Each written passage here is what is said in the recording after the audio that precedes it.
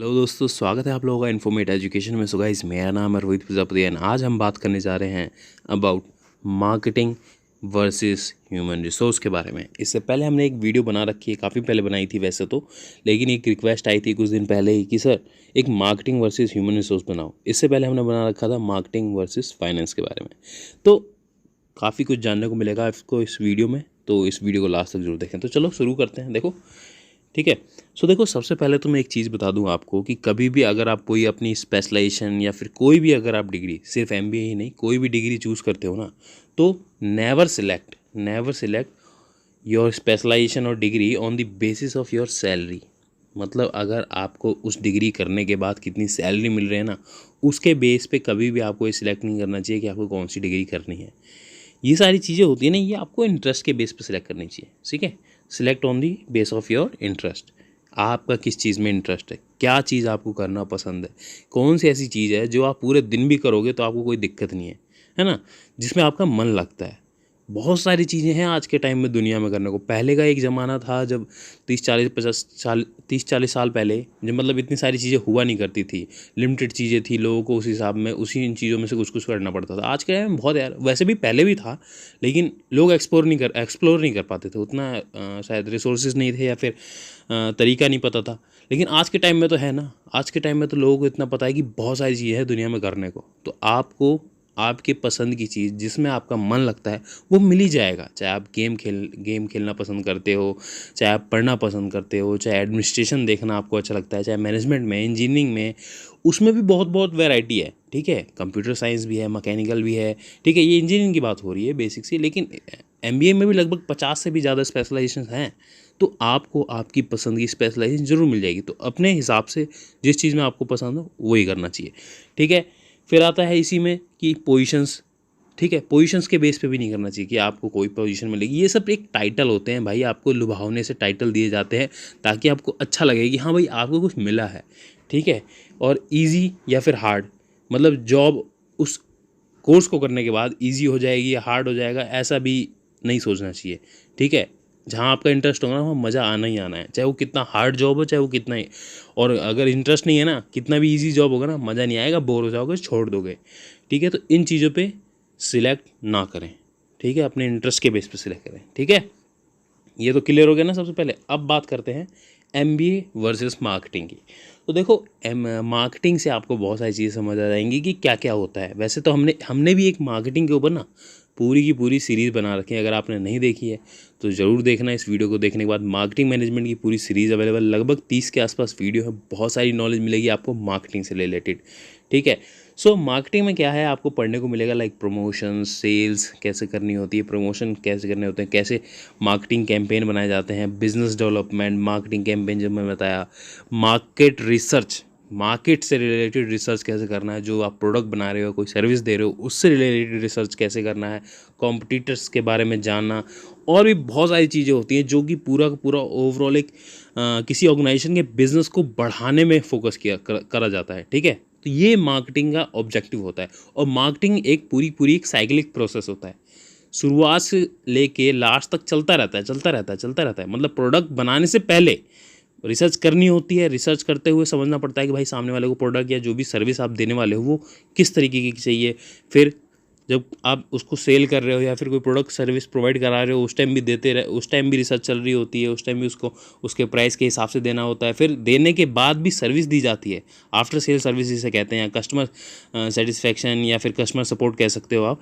तो ये सारी चीज़ें इसमें आ जाती हैं।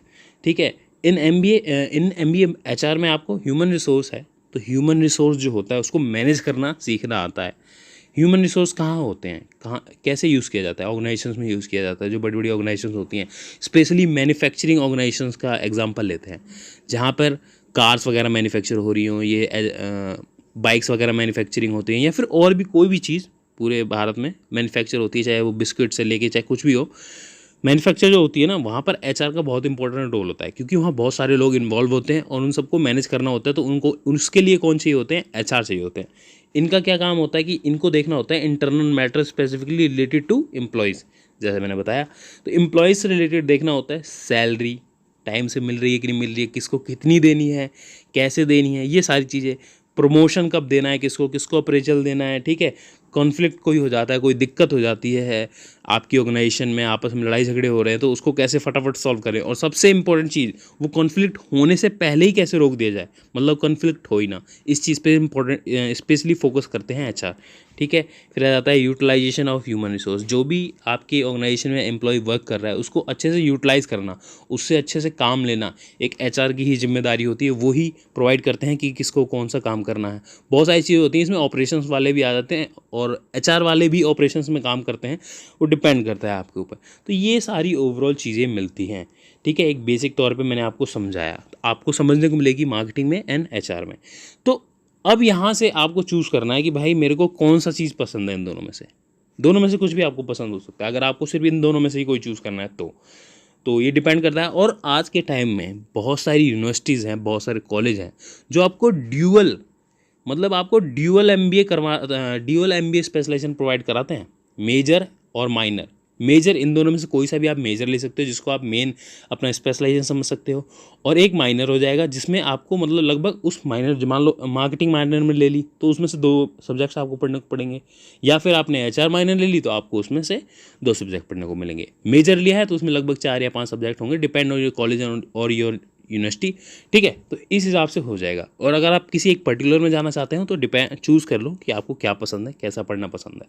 और बहुत सारी स्पेशलाइजेशन और भी बहुत सारी है, ठीक है। तो आशा करता हूँ आपको क्लियर हो गया होगा। और देखो, मैं थोड़ा सा बता तो दूँ सैलरी, लेकिन मैं पहले बता रहा हूँ कि सैलरी के बेस पे मत सिलेक्ट करना, पर ये सिर्फ एक ओवरव्यू होता है, ठीक है।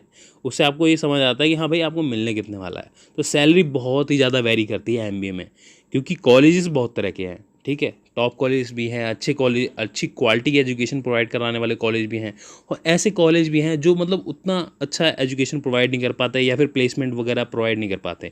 और एक चीज़ और, जो आप डिग्री करने वाले होते हो ना, वो कभी भी आपकी प्लेसमेंट की गारंटी नहीं देती है।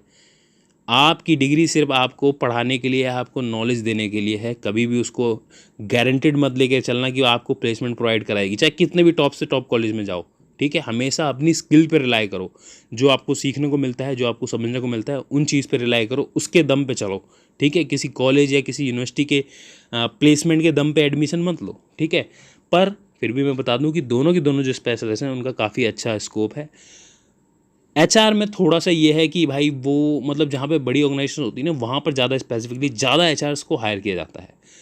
छोटी ऑर्गेनाइजेशन में इतने एचआर होते नहीं है मोस्टली। मान लो कोई 100-150 की कोई कंपनी है, तो वहाँ पे कहाँ एचआर की ज़्यादा ज़रूरत भी नहीं पड़ती, एक आध बंदा होता है वही मैनेज कर लेता है, ठीक है।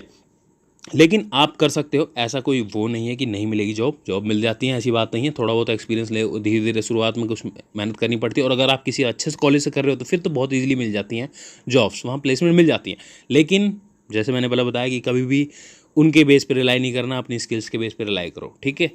सो salary will be from like 2.5 LPA मतलब लाख पर एनम, सालाना का बात हो रही है ये, टू 22 LPA मतलब 22 लाख पर एनम, ठीक है। समझ आ गई बात। तो यहाँ इतनी आपकी सैलरी वेरी करेगी। अब ये सैलरी आपकी डिपेंड करती है आपकी स्किल्स के ऊपर, आपके कॉलेजेस के ऊपर, है ना। बहुत सारी ऑर्गेनाइजेशन हैं जो कॉलेज के बेस पे भी आपको पैसे प्रोवाइड करती हैं कि भाई किस तरीके से इसको पैसे देने हैं, ठीक है। और वहाँ पे आपका इंटरव्यू हर जगह होगा, ठीक है। कॉलेज के आप मान लो किसी अच्छे कॉलेज में चले जाते हो तो ऐसा नहीं है कि इंटरव्यू नहीं होगा, इंटरव्यू हर जगह होगा, वहाँ पे आपकी स्किल्स चेक कर जाती है। लेकिन किसी अच्छे कॉलेज में रहोगे ना, तो वहाँ पे बाय डिफ़ॉल्ट आप अच्छे बच्चों में बैठोगे, ठीक है। वहाँ पढ़ते हो, टीचर्स भी बहुत अच्छे होते हैं, काफ़ी हाईली एजुकेटेड होते हैं, एवरेज कॉलेज में भी होते हैं, लेकिन वो एक्सपोजर जो आपको एक अच्छा कॉलेज प्रोवाइड कर देगा। अब वो अच्छा कॉलेज कैसे डिफाइन करोगे, कैसे पता चलेगा, वो उसके ऊपर मैंने बहुत सारी आपकी क्वेरीज हैंडल कर रखी है। MBA क्वेरीज करके प्लेलिस्ट अवेलेबल है, वहाँ पे बहुत सारी क्वेरीज हैंडल करी हुई है हमने, आप चाहो तो वहाँ चेकआउट कर सकते हो। तो ये सारा ओवरऑल है। अगर आपकी फिर भी कोई क्वेरी रहती है, कुछ आपको बात समझ नहीं आई या फिर स्पेसिफिकली आपको कुछ पूछना हो, तो आप ज़रूर पूछिए। कमेंट बॉक्स बिल्कुल ओपन है, फ्री ऑफ कॉस्ट है, आप पूछिए, मैं कोशिश करूँगा उसका आंसर देने की। मिलते हैं ऐसी ही किसी अगली वीडियो में जो कि आपको बहुत सारी इन्फॉर्मेशन प्रोवाइड करे। तब तक के लिए नमस्कार। लाइक कीजिए, शेयर कीजिए एंड सब्सक्राइब कीजिए। Thank you very much.